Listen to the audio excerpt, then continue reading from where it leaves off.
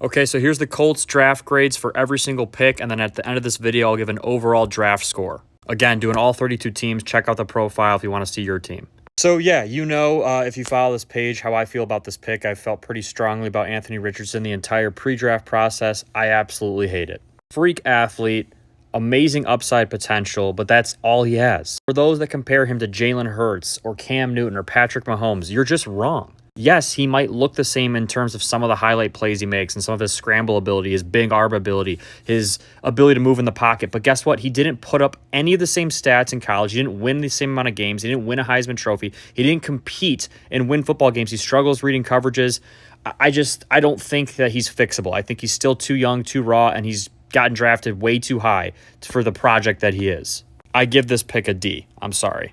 I just don't see a world where he's successful in the league. I like Julius Brents. He's a good secondary player. He's definitely a good leader in the secondary, so I'm going to give this pick a B.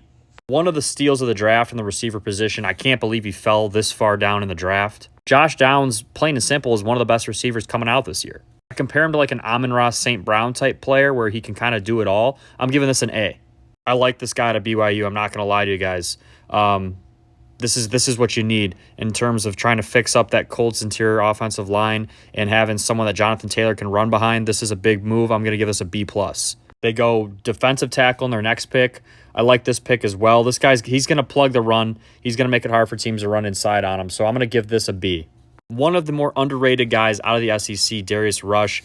He was covering some of the best receivers in football out of the SEC and doing a very good job of it, making their days very difficult. The fact that they got him in the 5th round, I think this is kind of a steal. I'm going to give this an A-. Then you go defensive back again. You get another safety out of Cal. I think he's a solid player, a captain, a leader. So I'm going to give this a B.